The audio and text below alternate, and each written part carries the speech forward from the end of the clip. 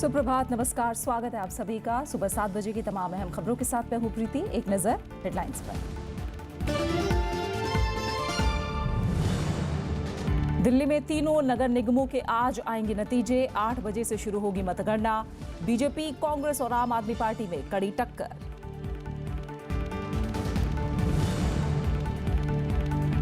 चुनाव चिन्ह रिश्वत मामले में एआईएडीएम के नेता दिनाकरन और मल्लिकार्जुन गिरफ्तार। 30 हजारी कोर्ट में पेशी आज। 50 करोड़ घूस देने का आरोप।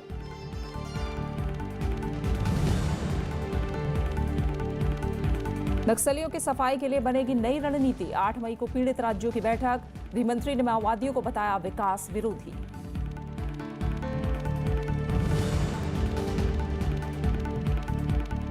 अनाज उत्पादन में टूट सकते हैं पुराने रिकॉर्ड। अगले साल दिखेगा अच्छे मॉनसून का असर। अधिकारियों के सम्मेलन में किसानों को खुशहाल बनाने पर चर्चा।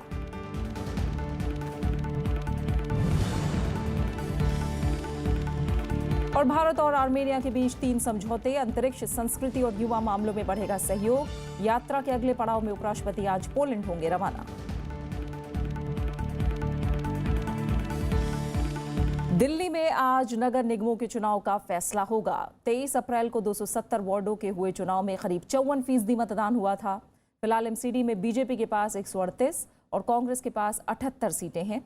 दोपहर 12 बजे तक इस बार के चुनाव के नतीजे आने की उम्मीद है। चुनाव आयोग आज दिल्ली एमसीडी चुनाव की 270 वार्ड के लिए हुए मतदान के नतीजों का ऐलान करेगा। वोटों की गिनती के लिए 35 मतगणना केंद्र बनाए गए हैं।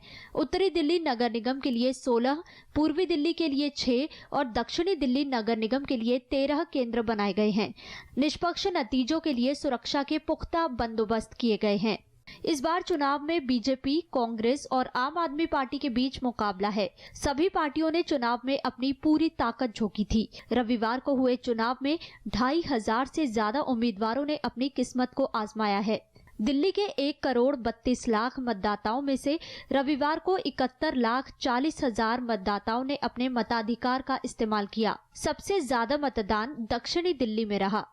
रविवार को दिल्ली नगर निगम के लिए 53.58% मतदान हुआ था, जो 2012 में हुए चुनाव के मुकाबले थोड़ा ज्यादा था। दिल्ली के तीनों नगर निगमों में कुल 272 वार्ड हैं, लेकिन 2 जगहों पर उम्मीदवारों के निधन के चलते 23 अप्रैल को 270 वार्डों पर ही चुनाव हुए थे। इसमें पूर्वी दिल्ली का मौजपुर और उत्तरी दिल्ली का सराय पीपल थला शामिल है। इन जगहों पर समाजवादी पार्टी के उम्मीदवार का निधन हो गया था। Bureau report, Rajya Sabha TV. संसद की एक समिति ने ईवीएम के कामकाज का अध्ययन करने का फैसला किया है। साथ ही उसने विशेषज्ञों और आम लोगों से इसके बारे में सुझाव मांगे हैं। ये कदम ऐसे समय में उठाया गया है जबकि कई राजनीतिक दलों ने ईवीएम की विश्वसनीयता को लेकर सवाल खड़े किए हैं। कानून और कार्मिक मामलों की संसदीय स्थायी समिति चुनाव सुधार के मुद्दे पर विचार कर रही है। इसी अध्ययन के तहत वो ईवीएम के कामकाज की भी समीक्षा करेगी। राज्यसभा सचिवालय ने ये जानकारी दी है। कांग्रेस नेता आनंद शर्मा की अध्यक्षता में गठित समिति ने विभिन्न पक्षों से इन ईवीएम के बारे में सुझाव मांगे हैं। पिछले विधानसभा चुनाव के नतीजों के बाद अलग अलग विपक्षी दलों ने ईवीएम की विश्वसनीयता को लेकर सवाल खड़े किए हैं। इस बारे में आम आदमी पार्टी के प्रमुख और दिल्ली के मुख्यमंत्री अरविंद केजरीवाल ने भी संदेह जताया है। शशिकला के भतीजे और एआईएडीएम के नेता टीटीवी दिनाकरन को दिल्ली क्राइम ब्रांच ने मंगलवार देर रात गिरफ्तार कर लिया। दिनाकरन पर पार्टी चुनाव चिन्ह के लिए चुनाव आयोग के अधिकारी को रिश्वत की पेशकश करने का आरोप है। इस मामले में दिनाकरन से 4 दिनों से पूछताछ की जा रही है। इस मामले में दिनाकरन के सहयोगी मल्लिकार्जुन को भी गिरफ्तार किया गया है। पुलिस की पूछताछ के दौरान दिनाकरन ने सुकेश चंद्रशेखर से मिलने की बात स्वीकार की है। हालांकि दिनाकरन ने पैसे देने की बात से इनकार किया था। वहीं आरके नगर चुनाव प्रचार के दौरान दिनाकरन पर वोटरों को रिश्वत देने का भी आरोप लगा था। इस मामले में दिल्ली क्राइम ब्रांच ने दिनाकरन के खिलाफ केस दर्ज किया था। सीबीआई ने पूर्व निदेशक रंजीत सिन्हा के खिलाफ प्राथमिकी दर्ज की है। रंजीत सिन्हा पर एजेंसी के प्रमुख के पद पर रहते हुए कोयला ब्लॉक आवंटन घोटाले की जांच प्रभावित करने की कोशिश करने का आरोप है। सिन्हा के खिलाफ ये कार्रवाई तब की गई है जब सुप्रीम कोर्ट ने एजेंसी को निर्देश दिया कि वो सिन्हा के खिलाफ लगाए गए आरोपों की छानबीन के लिए एक विशेष जांच टीम बनाए। अदालत ने सीबीआई के एक पूर्व विशेष निदेशक को सिन्हा के आधिकारिक आवास की विजिटर डायरी की जांच करने की जिम्मेदारी सौंपी थी। इस डायरी से कथित तौर पर पता चला कि कोयला घोटाले से जुड़े मामलों के कई आरोपी उनके घर अक्सर आते थे। 1974 बैच के आईपीएस अधिकारी रंजीत सिन्हा 2012 से 2014 के बीच सीबीआई निदेशक थे।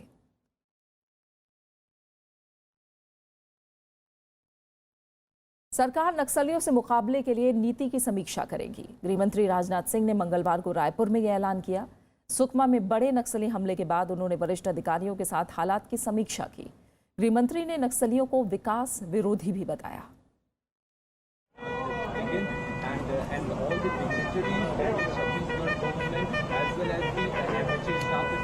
केंद्रीय गृह मंत्री राजनाथ सिंह और छत्तीसगढ़ के मुख्यमंत्री रमन सिंह ने मंगलवार को रायपुर में सीआरपीएफ जवानों को श्रद्धांजलि दी। उन्होंने मुख्यमंत्री और वरिष्ठ अधिकारियों के साथ बैठक कर सुरक्षा हालात का जायजा लिया। गृह मंत्री ने कहा कि नक्सलियों के खिलाफ सीआरपीएफ को कई सफलताएं मिली हैं, इसलिए हमला बौखलाहट में किया गया है। हमने इसे चुनौती के रूप में स्वीकार किया है।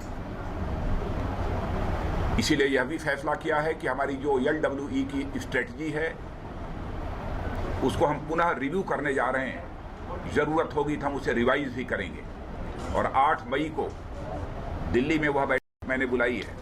गृह मंत्री ने अस्पतालों में घायल जवानों से भी मुलाकात की। उन्होंने नक्सलियों पर विकास विरोधी होने का आरोप भी लगाया और आदिवासियों को अपनी ढाल बनाकर विकास के खिलाफ अभियान छेड़ने की यह उनके द्वारा कोशिश की जा रही है। लेकिन मैं यह भी दृढ़ता के साथ कहना चाहूंगा कि इसमें वह किसी भी सूरत में कामयाब नहीं होंगे। न केवल वहाँ पे इंफ्रास्ट्रक्चर बनाएंगे मजबूती के साथ, बल्कि आने वाले समय में और सफलतापूर्वक वहाँ पे ऑपरेशन चलाएंगे। सुकमा में वारदात स्थल पर सीआरपीएफ का विशेष दस्ता गश्त कर रहा है। ये इलाका घने जंगलों में है। ये पता लगाने की कोशिश कर रहे हैं कि नक्सलियों ने इतने बड़े हमले को कैसे अंजाम दिया। पूर्ण विश्वास से कहते हैं कि जल्दी इस जो घटना हुई इसका हम बदला लेंगे और नक्सलियों को उनको मतलब कि उनके मान में वहाँ पे जिनका स्ट्रांग होल्ड है वहाँ पे जाके उनको नुकसान पहुँचाएंगे। नक्सलियों का हमला सोमवार को सुकमा जिले के काला पथार इलाके में हुआ। नक्सलियों ने बुरकापाल और जागरगुड़ा के बीच बन रही सड़क की सुरक्षा में लगे जवानों पर हमला किया। इसमें सीआरपीएफ के 25 जवानों की जान चली गई। पिछले 7 साल में सुरक्षा बलों पर यह सबसे बड़ा नक्सली हमला है। Bureau report, Rajya Sabha TV. Tamil Nadu में केंद्र और राज्य से किसानों के मुद्दों के तत्काल समाधान की मांग को लेकर विपक्षी पार्टियों के बंद का कई इलाकों में खासा असर दिखाई दिया। डीएमके कार्यकारी अध्यक्ष एमके स्टालिन समेत कई प्रदर्शनकारियों को पुलिस ने हिरासत में ले लिया। विपक्षी पार्टियों की मांग में किसानों की कर्ज माफी, सूखा पीड़ित इलाकों में मुआवजा और कावेरी प्रबंधन बोर्ड बनाने समेत कई मांग शामिल हैं। ये तस्वीरें हैं तमिलनाडु में किसानों के समर्थन में विपक्षी दलों के बुलाए बंद की। किसानों ने कावेरी डेल्टा इलाके समेत राज्य के कई इलाकों में प्रदर्शन किया। तिरुचिरापल्ली, कोयम्बटूर, मदुरई और कांचीपुरम समेत कुछ जगहों पर प्रदर्शनकारियों ने चक्का जाम और रेल रोकने की कोशिश की। इसके बाद आंदोलनकारियों को हिरासत में लिया गया। तिरुवरूर में प्रदर्शन कर रहे डीएमके के कार्यकारी अध्यक्ष एमके स्टालिन को हिरासत में लिया गया। Delta farmers agitate today for the calling the Bandh due to the government, which is not consider the even the Supreme Court order. They are ordered to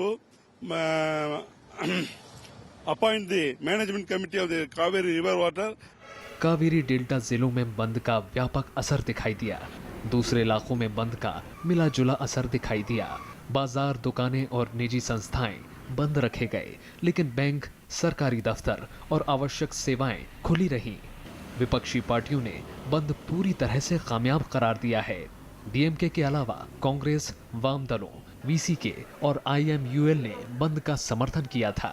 बंद has been very successful and it's against the Modi and Modi's Binami government in Tamil Nadu. The people against it. Tamil Nadu से सटे पुदुचेरी के कई इलाकों में भी बंद का असर दिखाई दिया। सत्तारूढ़ एआईडीएमके ने विपक्ष के बंद की आलोचना की है और इसे जन विरोधी करार दिया है। எந்தவிதமான பாதிப்பு மக்களுக்கு ஏற்படாது, அதற்கு ஆவி நிர்வாகம் கடுமையான நடவடிக்கை எடுத்திருக்கிறது। பால் உற்பத்தியாளர்கள் இந்த பந்திலே கலந்துக்க மாட்டாங்க। बंद को देखते हुए पूरे राज्य में सुरक्षा के पुख्ता इंतजाम किए गए हैं। संवेदनशील इलाकों में बड़े पैमाने पर सुरक्षा बल तैनात किए गए हैं।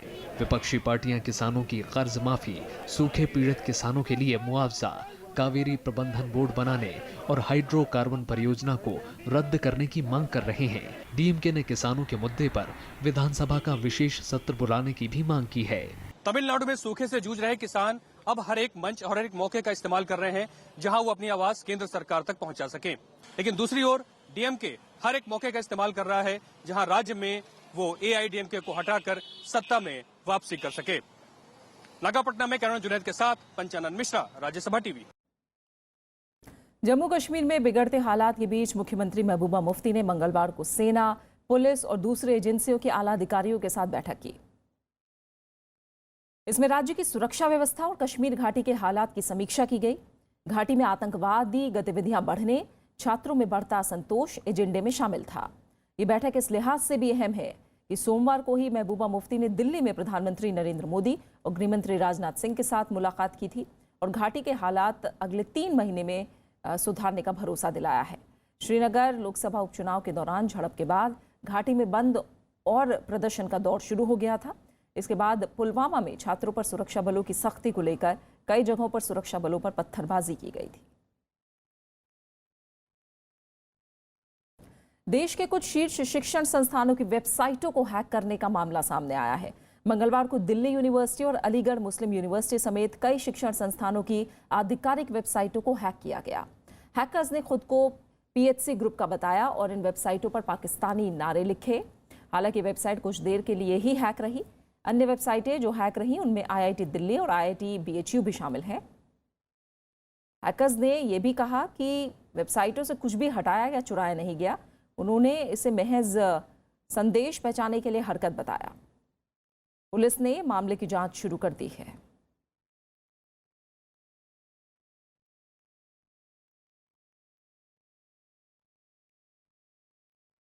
कृषि वर्ष 2017-18 में देश में अनाज का रिकॉर्ड उत्पादन होने की उम्मीद है। सरकार के मुताबिक अच्छे मानसून से 27.3 करोड़ टन अनाज पैदा होगा। इससे कृषि की विकास दर भी 4% के आसपास बनी रहेगी। सरकार 5 साल में किसानों की आय दुगनी करने के लिए कई कदम उठाने जा रही है। खरीफ अभियान के तहत विज्ञान भवन में देश भर के कृषि अधिकारी भावी रणनीतियों पर मंथन कर रहे हैं। केंद्र सरकार का फोकस 2022 तक किसानों की आय दोगुनी करने का है। कृषि वर्ष 2016-17 में देश में करीब 27.19 करोड़ टन अनाज पैदा होने का आकलन है। अगले साल ये आंकड़ा और बढ़ेगा। गेहूं का उत्पादन भी 96.64 मिलियन टन अनुमानित है, जो अब तक का सर्वाधिक उत्पादन है। मौजूदा वर्ष का गेहूं उत्पादन 15-16 के उत्पादन की तुलना में 4.5 मिलियन टन अधिक है। इन उपलब्धियों के बाद भी खेती बाड़ी चुनौतियों से भरी है। बढ़ती लागत के साथ कृषि क्षेत्र में असंतोष परेशानी का कारण बन रहा है। वाजिब दाम पर खास चिंता है। इसके लिए सरकार का जोर मंडी सुधारों पर है। सरकार छोटे और मझोले किसानों पर ज्यादा ध्यान देगी। छोटे किसान हैं वो न तो टेक्नोलॉजी का उपयोग कर सकते हैं, न कोई खुद के लिए वो उसका बचना ही मुश्किल है। तो इनको कैसे इसमें और ताकत दे, इनके लिए राज्यों से भी अपेक्षा है कि वो कुछ सुझाव दे। 2 दिनों तक दिल्ली में चलने वाले राष्ट्रीय कृषि सम्मेलन का फोकस वैसे तो खरीफ अभियान 2017 है, लेकिन खेती से जुड़े तमाम सवालों पर भी चर्चा हो रही है। अरविंद कुमार सिंह, राज्यसभा टीवी। और खबरें जारी हैं, हम लौट रहे हैं एक छोटे से ब्रेक के बाद।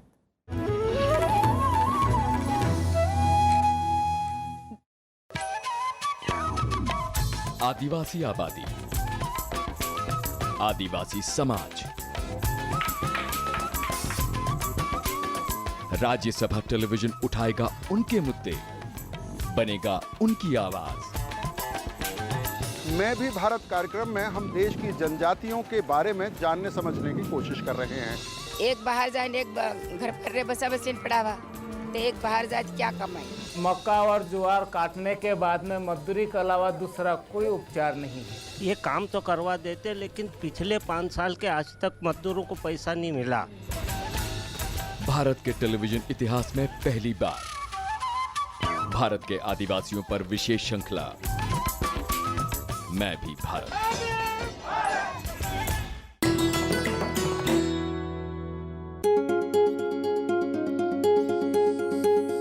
ऐतिहासिक शहर हैदराबाद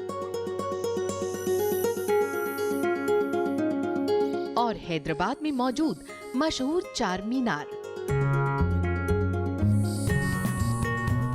सदियों से हैदराबाद की पहचान रही चार मीनार को 1591 में मोहम्मद कुली कुतुब शाह ने बनवाया था। इस इमारत में 4 विशाल मीनारें हैं। ये मीनारें एक मेहराब से जुड़ी हुई हैं। ये मेहराबें मीनार को सहारा भी देती हैं। चार मीनार की खूबसूरती को देखने के लिए देश विदेश से आते हैं हर साल हजारों पर्यटक।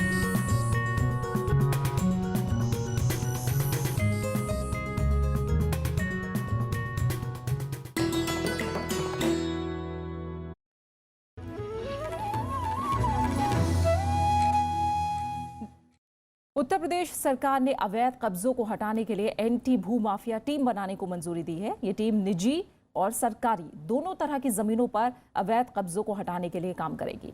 मंत्रिमंडल की बैठक के बाद सरकार के प्रवक्ता और मंत्री श्रीकांत शर्मा ने बताया कि एंटी भू माफिया टीम का गठन मंडल, जिला, तहसील और ब्लॉक स्तर पर किया जाएगा।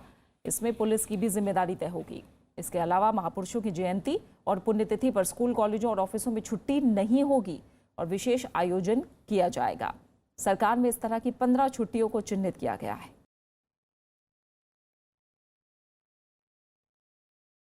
मालेगांव धमाके की साजिश रचने की आरोपी साध्वी प्रज्ञा सिंह ठाकुर को बॉम्बे हाईकोर्ट ने मंगलवार को जमानत दे दी। हालांकि मामले के एक और आरोपी पूर्व लेफ्टिनेंट कर्नल प्रसाद पुरोहित की याचिका खारिज कर दी। साध्वी प्रज्ञा 9 साल से जेल में थी। हाईकोर्ट ने कहा कि प्रज्ञा के खिलाफ पहली नजर में कोई मामला नहीं बनता। कोर्ट ने सबूतों से छेड़छाड़ नहीं करने और बुलाने पर हाजिर होने का आदेश भी दिया है। प्रज्ञा को जमानती रकम के लिए 5 लाख रुपए जमा कराने होंगे। उन्हें एनआईए के पास पासपोर्ट भी जमा कराना होगा। एनआईए पहले ही प्रज्ञा ठाकुर को क्लीन चिट दे चुकी है। 29 सितंबर 2008 को मालेगांव में धमाका हुआ था, जिसमें 6 लोगों की मौत हुई थी, जबकि 100 लोग घायल हुए थे।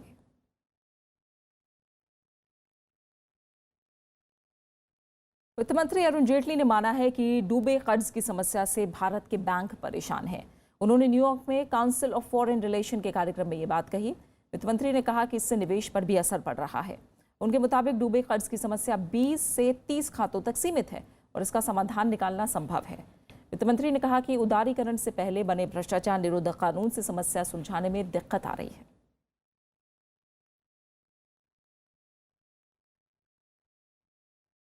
भारत और आर्मेनिया ने द्विपक्षीय सहयोग बढ़ाने के लिए 3 समझौतों पर हस्ताक्षर किए हैं।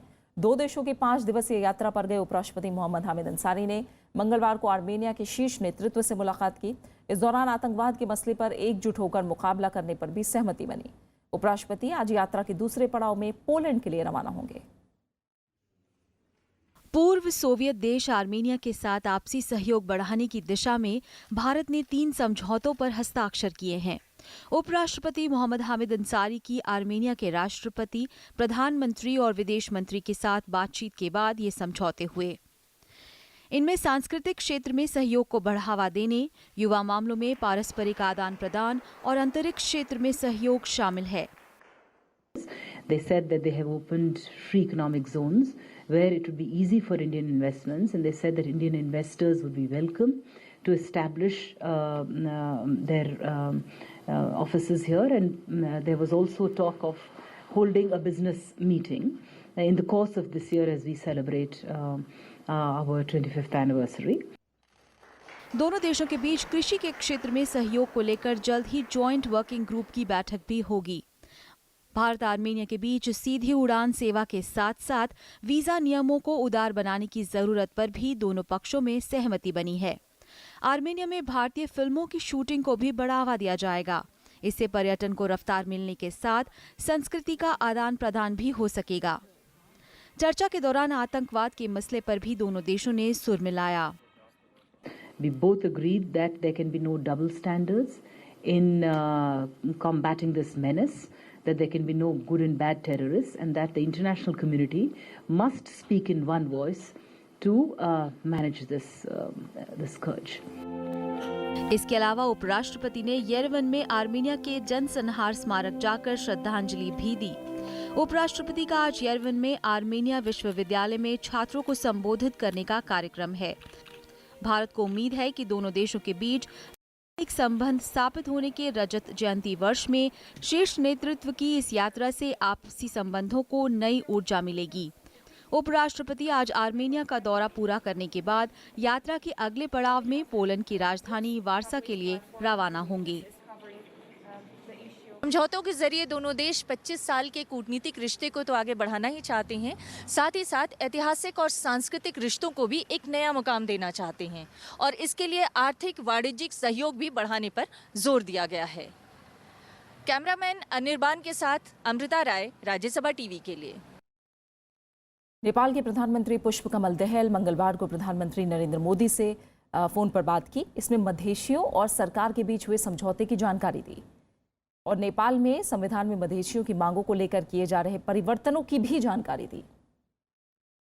प्रचंड ने नेपाल में 20 साल बाद होने वाले स्थानीय निकायों के चुनाव की प्रधानमंत्री नरेंद्र मोदी को जानकारी दी है। उन्होंने प्रधानमंत्री नरेंद्र मोदी से इस चुनाव को सफल बनाने में मदद की अपील की।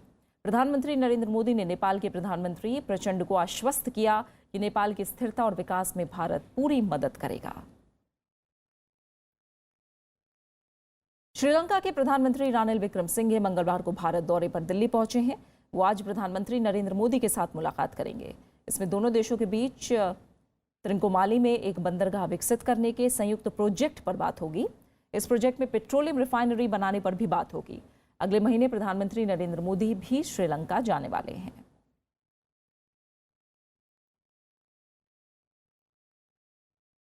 साइप्रस के राष्ट्रपति निकोस 5 दिवसीय भारत दौरे पर कल मुंबई पहुंचे। महाराष्ट्र के राज्यपाल ने उनका स्वागत किया। वो आज मुंबई में एक बिजनेस फोरम को संबोधित करेंगे। इस यात्रा के दौरान वो राष्ट्रपति प्रणब मुखर्जी और प्रधानमंत्री नरेंद्र मोदी से मुलाकात करेंगे। राष्ट्रपति निकोस की पहली भारत यात्रा है। इसके पहले उन्होंने प्रधानमंत्री से सितंबर 2015 में संयुक्त राष्ट्र महासभा से इतर न्यूयॉर्क में मुलाकात की थी। भारत और साइप्रस दोनों के कई वैश्विक मुद्दों पर एक समान विचार रहे हैं। दोनों देशों के बीच करीबी, दोस्ताना और समय पर खरे उतरे संबंध हैं। साइप्रस के लगभग सभी राष्ट्रपति राजकीय यात्रा पर भारत आए हैं, जबकि 2009 में तत्कालीन राष्ट्रपति प्रतिभा पाटिल ने साइप्रस का दौरा किया था। दोनों देशों के बीच अच्छे आर्थिक संबंध भी रहे हैं और साइप्रस भारत में एक प्रमुख निवेशक है। बात मौसम की। राजधानी दिल्ली में कल रात हुई बारिश से मौसम सुहावना हो गया है। बारिश होने से पारा 7 डिग्री तक कम हुआ है। पिछले कई दिनों से राजधानी के लोग गर्मी और बढ़ते तापमान के कारण बेहाल थे। दोपहर को कड़ी धूप के बाद रात को भी लोगों को उमस का सामना करना पड़ रहा था। हालांकि दिल्ली एनसीआर के कई हिस्सों में हुई बारिश ने लोगों को तपती गर्मी से थोड़ी राहत दी है। बारिश के बाद मौसम विभाग ने संभावना जताई है कि आज भी आसमान में बादल छाए रहेंगे।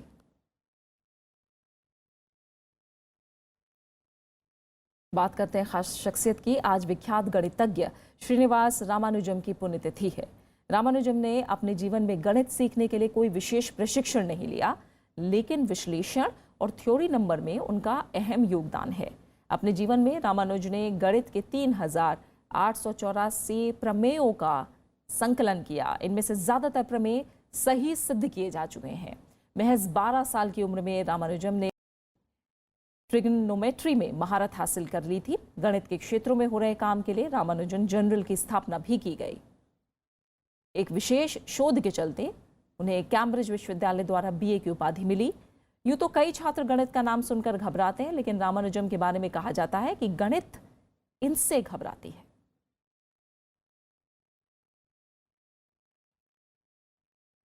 आज मशहूर संगीतकार शंकर सिंह रघुवंशी की भी पुण्यतिथि है। तबला वादन में शंकर उस्ताद थे और मुंबई में शुरुआती दौर में उन्होंने सितार बजाना भी सीखा। बाद में उन्होंने संगीतकार जयकिशन के साथ अपनी जोड़ी बनाई और सिनेमा जगत में इस जोड़ी को शंकर जयकिशन नाम से जाना गया। इस जोड़ी ने हिंदी फिल्मों में बेजोड़ संगीत दिया, जिसे लोग आज भी गुनगुनाते हैं। सबसे पहले शंकर जयकिशन की जोड़ी ने पृथ्वी थिएटर में एक साथ काम किया था। इसके बाद फिल्म बरसात में इस जोड़ी ने सुपरहिट संगीत दिया। फिल्म की कामयाबी के बाद शंकर जयकिशन बतौर संगीतकार अपनी पहचान बनाने में सफल रहे। इस जोड़ी ने 150 से भी ज्यादा फिल्मों में संगीत दिया। शंकर जयकिशन की जोड़ी ने 9 बार सर्वश्रेष्ठ संगीतकार का फिल्मफेयर पुरस्कार भी जीता।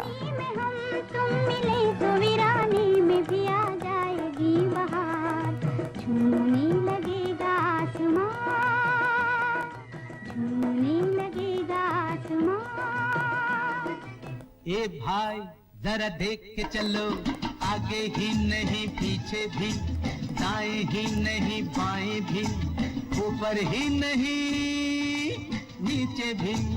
ए भाई अकेले कहाँ जा रहे हो, हमें साथ ले लो जहाँ जा रहे हो।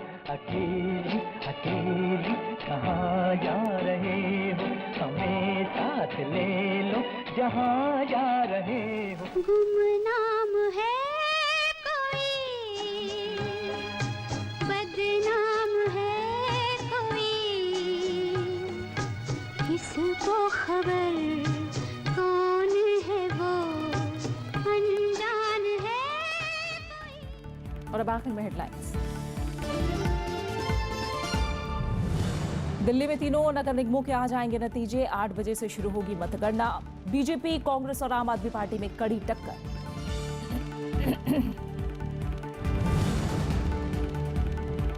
चुनाव चिन्ह रिश्वत मामले में एआईएडीएम के नेता दिनाकरन और मल्लिकार्जुन गिरफ्तार। कोर्ट में पेशी आज। चुनाव अधिकारी को घूस की पेशकश का आरोप। नक्सलियों के सफाई के लिए बनेगी नई रणनीति। 8 मई को पीड़ित राज्यों की बैठक। गृह मंत्री ने माओवादियों को बताया विकास विरोधी।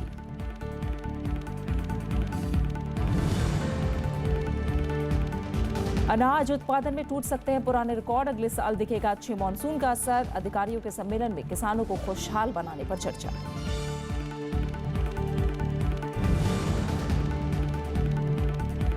और भारत और आर्मेनिया के बीच 3 समझौते। अंतरिक्ष, संस्कृति और युवा मामलों में बढ़ेगा सहयोग। यात्रा के अगले पड़ाव में उपराष्ट्रपति आज पोलैंड होंगे रवाना। फिलहाल इस बुलेटिन में इतना ही। आगे देखिए देश देशांतर।